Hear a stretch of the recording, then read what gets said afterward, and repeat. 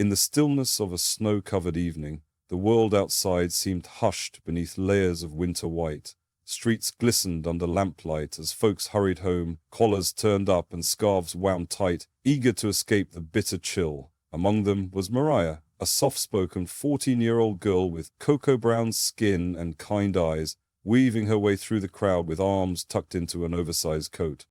She was nearly home when a thin, trembling hand caught her wrist. Mariah froze. Her heart skipped. Instinct told her to pull away and run, but then she saw her. A frail, elderly woman, white-helmed and hunched beneath a tattered shawl, looked up at her with eyes clouded by cold and desperation. "Sweet girl, please, help me. I'm freezing," the woman whispered, her breath fogging in the icy air.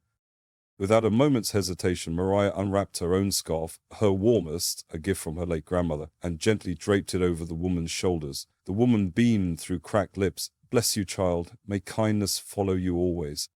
Mariah smiled. She watched as the woman disappeared into an alleyway, feeling a quiet pride warm her from within, far deeper than the snow could reach. But when Mariah got home and her parents noticed the missing scarf, what began as a heartfelt story over a bowl of her favorite soup would spiral into something no one could have imagined. A knock at the door the next morning shattered their peace. It wasn't a neighbor, it was the police. They weren't there to thank Mariah for her kindness. They were there to accuse. You see, that scarf, the one she gave away in compassion, was found at the center of a drug investigation. And the old woman? She wasn't just a stranger in need. What came next tore Mariah's world apart and left her family fighting for justice in a system that saw their skin color long before it saw the truth. Before we dive into this powerful story of trust, betrayal, and redemption, let us know where you're watching from, and if you've ever had a moment where a good deed turned unexpectedly dark, this story might feel a little too real. If you've ever opened your heart to help someone just because it was the right thing to do, then you'll understand what Mariah did that winter evening. She didn't think twice about her scarf. She didn't see race, class, or consequence. Just a shivering woman who looked like she hadn't known warmth in years. That small act of kindness, given freely beneath a flickering street lamp, should have ended with a smile and a quiet sense of doing good. But sometimes, as life teaches us, even the purest gestures can open doors we never meant to walk through. The next morning, the knock at the door came early. Too early. Mariah's father, Clarence, answered it in his robe, his coffee still steaming in hand. Outside stood two officers, stone-faced, badges gleaming in the grey morning light. "Is this the Lawson residence?" one asked. "We need to speak with your daughter." Mariah appeared at the top of the stairs, puzzled but curious. She hadn't done anything wrong. At least she did think she had. The younger officer stepped forward, holding a clear evidence bag. Inside it, twisted neatly and unmistakably, was her grandmother's scarf. "We found this last night in connection with an ongoing narcotics case," the officer said. "Ma'am, can you confirm this belonged to you?" Mariah's voice was barely a whisper. "Yes, I gave it to a homeless woman." Silence. Then everything moved too fast. They asked to search the house. Her parents refused at first, confused. Then a warrant appeared. Officers pushed inside, drawers were opened, cabinets rifled through, and then came the cry from the kitchen. "Found something." In the far corner, beneath the sink, one of the officers pulled out a sealed bag of white powder. Everyone froze. "That's not ours," Clarence shouted, his hands raised. "We don't even use that cabinet." But the officers weren't listening. "You people think you can hide this stuff and get away with it?" one sneered, not even hiding the disgust in his tone. Her mother, Gloria, looked straight at Mariah, not in anger, not in fear, but in heartbreak, as if the walls of their safe little world had just crumbled to dust. Mariah couldn't understand. She'd done a good thing. A good thing. How had it come to this? Before she knew it, her parents were being handcuffed. She tried to stop them, her voice shaking as she pleaded, "Please, I didn't know. I was just trying to help her." An officer turned on her. "And you'll get your chance to explain down at the station." They didn't shout at her. That might have been easier. No, what stung more was the way they looked at her, like she was already guilty, like nothing she could say would ever change their minds. At the station, things grew worse. Tests were done, papers signed, Mariah's fingerprints taken, her parents were separated and led away. One officer mentioned child services, another whispered the word trafficking. It all felt like a bad dream, but she wasn't waking up. As she sat in that cold, windowless room with fluorescent lights buzzing above, she thought back to the woman in the alley, the one who had smiled so sweetly and thanked her for the scarf. There was something in that smile she hadn't seen at the time, something too knowing, too rehearsed. Mariah's heart pounded. Had that woman set her up? That single question planted a seed of doubt. But it wouldn't stay a seed for long, because the truth, as cruel and shocking as it would turn out to be, had only just begun to bloom. And what Mariah would uncover next would turn everything she thought she knew upside down. There was something about that woman's smile, the way her eyes twinkled, not with gratitude, but calculation. Sitting alone in the juvenile holding room, Mariah clutched her arms, trembling not from the cold, but from realization. She had been played. But why? Why would anyone target her? Her family didn't have money, they weren't involved in anything criminal. Clarence ran a local auto shop, and Gloria worked part-time at the public library. They were ordinary people, just trying to live decent, quiet lives. And yet, in a single day, they'd been branded as criminals. Mariah tried to tell the officers the truth, about the scarf, about the homeless woman, but they barely listened. Worse than their dismissal was the way one of them leaned in close, voice like gravel, and hissed, "You people are always so clever, but we know how this works. Just wait." From there, things spiraled. Her parents were denied bail. The substance found in their kitchen tested positive for narcotics. Even more shocking, drug residue was reportedly found in their bloodstreams. Mariah couldn't believe it. Her parents didn't drink, didn't smoke, they barely even took aspirin, yet the lab reports said otherwise. And then came the whispers. From the guards, from the other kids, words like junkie and dealer. One boy tripped her in the cafeteria line and sneered, "Your kind only knows the streets." That night, as Mariah lay on the hard cot in her cell, she cried quietly into her pillow, wondering if anyone believed her. But fate had other plans. The very next day, while being escorted to a group therapy session, Mariah caught a glimpse of something. No, someone. That made her blood run cold. Across the yard, bundled in a long coat and speaking to a guard, was a woman who looked eerily familiar. Tall, pale, sharp cheekbones, and those same ice-blue eyes that had looked into hers on the street. Ryan's breath caught. He knew it. That woman wasn't some random stranger. She was involved. As the guard turned his back for a moment, Maria did something reckless. She slipped away. She ran, not far, but far enough to keep the woman in sight. The woman left the facility and climbed into a waiting car. Mariah ducked behind a bush as the vehicle pulled out, and just as it passed, she saw, sitting behind the wheel, smiling faintly, was Miss Helen, their neighbor, the kind widow who always brought casseroles when Gloria was sick, the woman who once crocheted a blanket for Mariah's birthday. What was she doing with that woman? Mariah's head spun. Suddenly, the warmth and generosity of the past years didn't feel comforting. They felt strategic, like someone had been watching her family for a long time. The next evening, in the visiting room, Mariah begged the caseworker for 5 minutes with her mother, just 5 minutes. The woman hesitated, but agreed. And when Gloria entered, her eyes were swollen and tired, but she smiled when she saw her daughter. "Are you okay, baby?" Mariah nodded, then whispered, "Mom, Miss Helen, I think she's part of it." And mother froze. And then, her voice barely audible, she said, "There's something I never told you." That sentence would open the door to a secret buried for years, a past connection, a bitter feud, and a betrayal that went far deeper than Mariah had ever imagined. What her mother revealed next would explain everything, and change their fight for freedom into something far more dangerous. Gloria leaned in closer, eyes flicking nervously to the security camera in the corner. "Before you were born," she whispered, "your father was engaged to someone else. A woman named Helen. Yes, that Helen." Mariah's breath caught. "She was kind once," Gloria continued, her voice trembling, or so he thought. But after a few months, something shifted. He tried to break it off, gently, but she didn't take it well. She started showing up uninvited, calling at all hours, threatening to hurt herself if he left. When he finally ended things, she vanished. Until one day, your father came home from work and found a dead stray cat on the porch, wrapped in a white scarf. Mariah's stomach turned.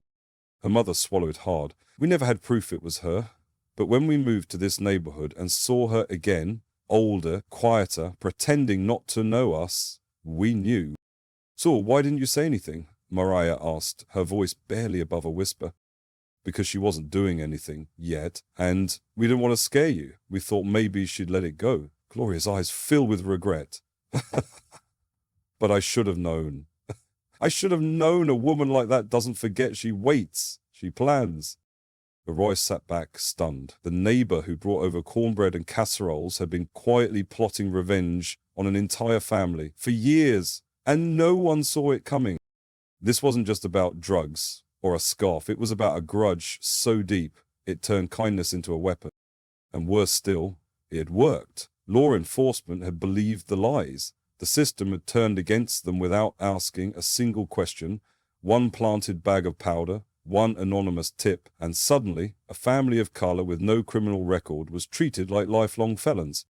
And the deeper truth was even harder to swallow. If Mariah's family had looked different, if their skin had been a few shades lighter, would they have been believed? Would the scarf have been tested for evidence before the handcuffs came out? Gloria squeezed her daughter's hand. "We're not just fighting Helen anymore, baby. We're fighting something much bigger than her. We're fighting how easily this world listens to lies when they come wrapped in whiteness and a nice church smile." Mariah's heart swelled with both fear and clarity. She wasn't just a girl caught in someone else's obsession. She was a girl caught in a system that saw her family as guilty until proven innocent. That realization hurt more than the arrest, more than the taunts, because it meant their truth was never enough on its own. As Gloria was led away, she called over her shoulder, "Don't give up, Mariah. You keep fighting. You hear me?" Mariah nodded, holding back tears. She thought about the scarf, the look in Helen's eyes, the way kindness had been used as bait.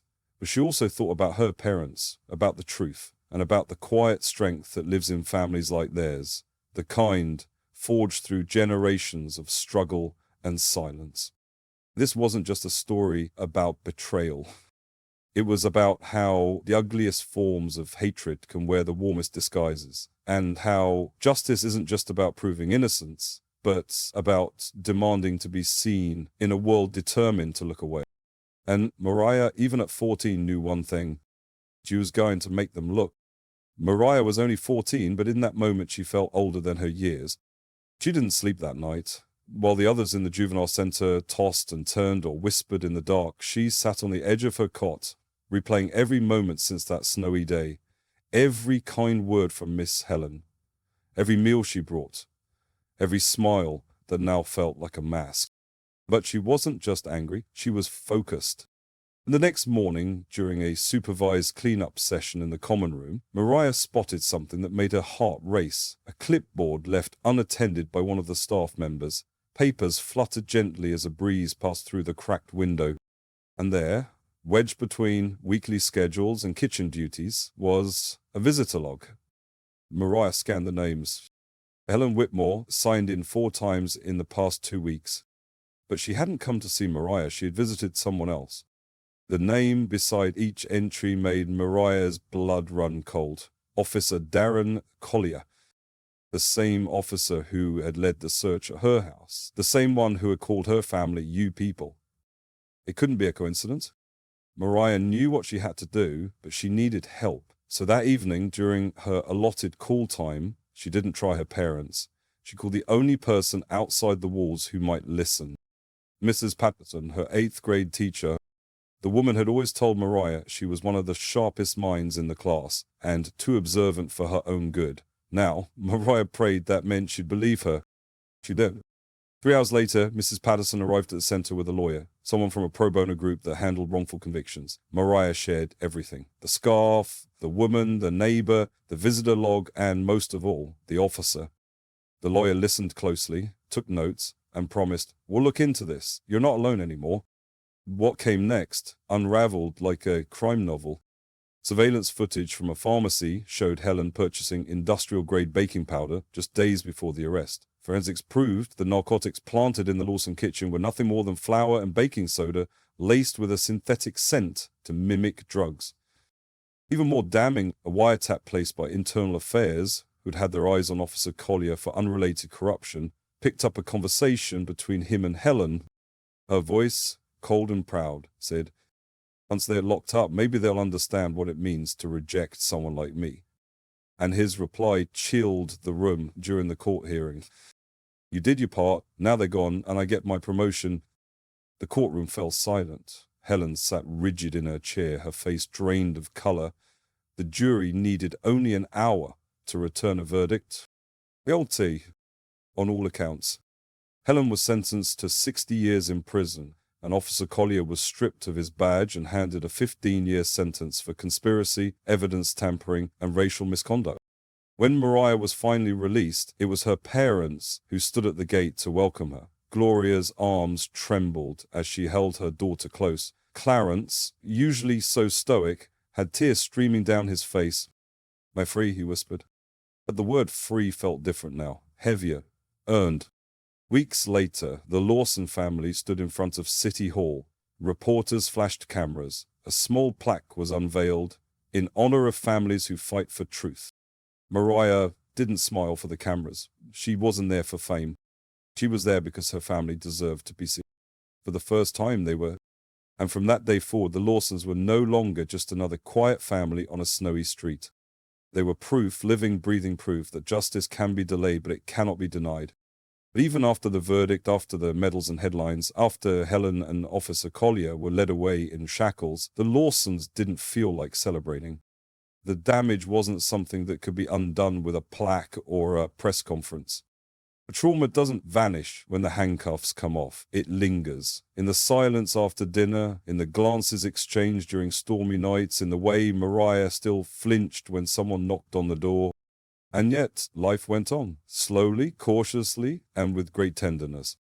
Clarence returned to his auto shop, though some days he just sat in the back, hands idle, staring at the wall. Gloria began volunteering at the library again, but no longer shelved books without looking over her shoulder. They smiled for neighbors, nodded at strangers, but something inside them stayed guarded, like a bird that had only recently left the cage. As for Mariah, school felt like walking into a spotlight. Some classmates offered hugs, others avoided her, unsure of what to say. But one afternoon, as she sat in the cafeteria alone, her old science teacher approached with a tray and asked softly, "Mind if I sit?" That simple act meant more than he'd ever know.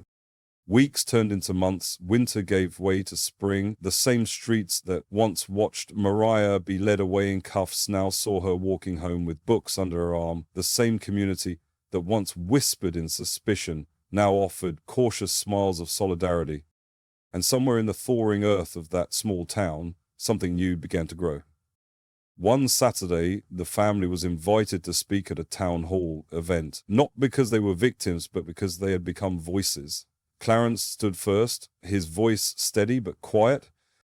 "My family isn't perfect," he said, "but we never expected to be judged for something we didn't do, especially based on the color of our skin." Gloria followed, her eyes never leaving the faces in the crowd. "We didn't want this spotlight. We just wanted to live in peace. But if our story can stop this from happening to another family, then maybe some good can come of it." And then it was Mariah's turn. She stepped up, small and slender, behind the podium and took a deep breath. "I gave someone a scarf on a cold day," she began. "I thought I was helping. I didn't know I was being watched, that we were being targeted." The room fell silent. "But I still believe in kindness," she said, "even after all this, because hate can't survive when people choose love anyway, and I won't stop choosing it, ever." Her words didn't just end the event. They sparked a conversation. Local schools began holding workshops on implicit bias. The police department underwent review. A new committee was formed to ensure no investigation ever went forward again without proper checks. It wasn't a revolution. It didn't happen overnight, but it was something. And sometimes something is the beginning of everything. That summer, the Lawsons planted a garden in their backyard, rows of tomatoes, sunflowers, and peppers. Every Saturday morning, Mariah tended it with her mother. Dirt under their fingernails, sun on their backs, peace slowly returning to their bones. It wasn't the life they had before. It was better, because now they knew what it meant to lose everything and still find each other on the other side. And for the first time in a long while, they didn't just feel seen, they felt whole. But being whole didn't mean life was perfect. It meant they could finally breathe again, without fear, without shame, without looking over their shoulders. For the Lawsons, healing wasn't about forgetting, it was about remembering rightly. choosing to see their scars not as marks of weakness, but as proof they had survived something meant to break them. Mariah kept her scarf, though she never wore it again. Instead, she hung it on the wall above her desk, no longer a symbol of betrayal, but a reminder that kindness, even when used against you, still has value. That fall, Mariah wrote an essay titled What Justice Means to Me and submitted it to a statewide student contest. She didn't expect anything to come of it. She'd win first place. When she read it aloud on stage, her voice didn't shake. She spoke of her family, of the neighbor who hid her hatred behind casseroles, and of a world that sometimes punishes color before character. But she ended with this. You can put innocent people behind bars, you can smear their names, but you can't bury the truth forever, and you can't silence a child who's learnt how to speak up. That speech was shared on local news, then national, and something extraordinary happened. Letters poured in from strangers, retired teachers, veterans, pastors, even former officers, sharing stories of injustice, of regret, of solidarity. One woman wrote, "I never understood what my silence meant until I heard you speak. Thank you." The Lawsons, once invisible, were now part of something bigger than themselves, a quiet revolution rooted in empathy. Their story didn't change the whole world, but it changed someone's world, and that's where all change begins. So if you've ever doubted the power of one small voice, or the ripple effect of one simple act of kindness, remember Mariah, remember the scarf, and remember that truth, no matter how long it's buried, will always find its way to the light.